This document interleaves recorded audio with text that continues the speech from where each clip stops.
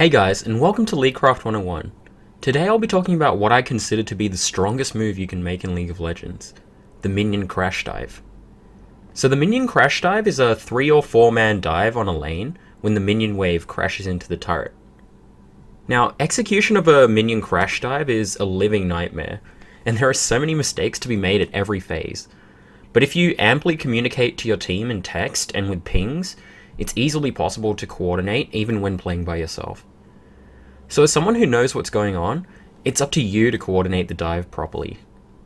So when combined with the bread and butter roam from episode 6, or a slow push from episode 3, the Minion Crash Dive is one of the most devastating gold swings that you can create in the early to mid game, especially on bot lane, because you can potentially get 2 kills, plus a turret or dragon, and deny massive amounts of experience and gold through minions. So the first step of the Crash Dive is the approach. The decision to actually leave lane and go for the dive at the right time is difficult because you can easily get collapsed on if spotted, or you may just lose too many minions from your lane, not making the dive worth it. On top of that, just identifying a good dive prospect is hard. So here's a few tips for good dive opportunity identification. If you're a mid laner, every time you push out a wave, just have a quick glance at the side lanes and see if there are any big minion waves that will crash into a side lane turret in about 30 seconds or so. If you're a jungler, you have a lot of time to spot minion crash dive opportunities while idly farming camps or counter jungling. If you push out your wave too fast and roam too early, it gives the enemy team time to leave because your team can't rush through the turret to back you up if you try to cut the enemy off. At that point, you have no choice but to just let them walk away for free. So in this first clip, I'm trying to set up a minion crash dive on bottom lane. Unfortunately, I make the mistake of revealing myself before the wave has reached the turret by placing a pink ward in the bush. Instead, I should have waited around the wall until the wave crashes into the turret, then I can run in and cut them off and stun the Thresh and Ezreal, and my team can run through the turret and assist me. Without the minions, if I go in and cut them off, Thresh and Ezreal can just kill me, and my team can't run through the turret to assist me. As a result of my misplay, we only end up getting the turret. So the second step of the Minion Crash Dive, once set up, is to surround the enemy team so they can't run away from the turret. Don't trigger the turret aggro yet. You should also tell your team to cancel enemy TPs so that they can't assist. Although, even if an enemy TPs to defend the dive, just let the TP finish so that your laner can take their turret. In some cases, you can even continue with the dive if your laner chunked the TP user before their TP finished. So the most common mistake at this step is starting the dive before everyone is ready. This just results in CC damage and tank wastage. So let's look at this horrific dive from NA Challenger with a botched preparation phase. And honestly, I feel sorry for you guys having to watch it because it's so god awful, but here we go. So just looking at this scenario, bot is royally screwed because LeBlanc is still mid and top TP can get cancelled by Jax E.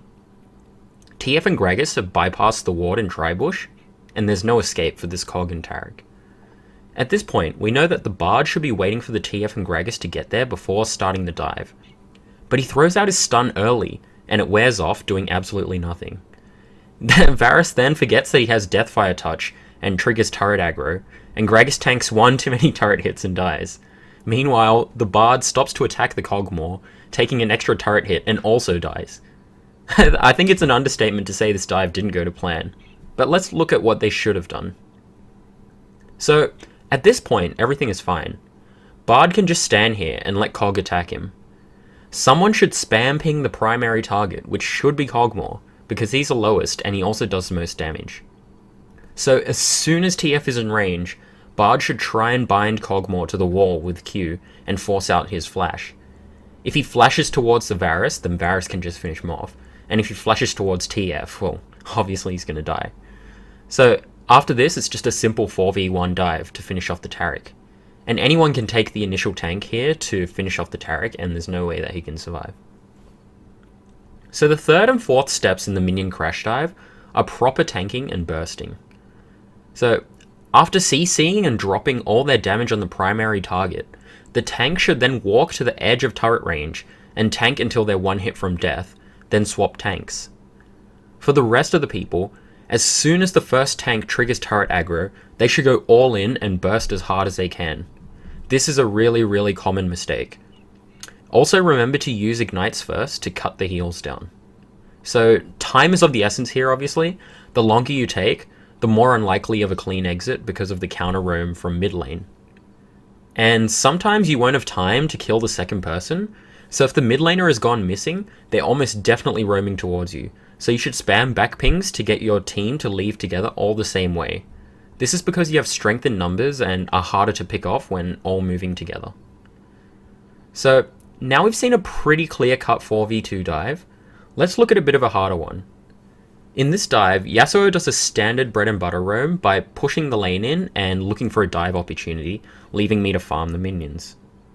I correctly guess he's going to dive top and start heading there immediately. They start the dive, and Malphite once again makes the mistake of going too early, but they can still salvage this. The good thing he does in this play is to stand on the edge of the turret, tanking until he's one hit from death, and giving his team max time to deal damage. The problem in this clip is that the Yasuo didn't go all in. Watch him walk towards Poppy, and then walk away, while Malphite is still tanking the turret. If a teammate is already tanking the turret, there's absolutely zero chance of you also getting aggro, so you should dump all the damage you possibly can, so then you're able to trade tank later, and you've already used all your damage. At this point, I've successfully followed the roam, and I managed to get an exit kill on Malphite, which gives us a 2-for-1. Obviously this isn't value for them, and I can't see them saying worth in chat, so we easily win that exchange. So the final step of the Minion Crash Dive is evaluation. In general, the mid laner should go back to defend their lane if the mid lane is pushing the turret. You should also see if you're still high enough health to take Dragon or Rift Herald, and if taking the turret is a good idea. Now, you generally don't want to take the turret if the lane is really diveable and you can just dive them over and over again, or if your lane has a good matchup so you can prolong the laning phase. If you have a bad matchup, then taking the turret is pretty good so you can end laning phase faster in group. There's also another little trick you can do here if you choose to leave the turret up. In this clip, I try to push out my lane as fast as possible, as I can see Hecarim is fighting Gragas in the jungle. I wait for the Gragas to E, and then I port in and steal the kill.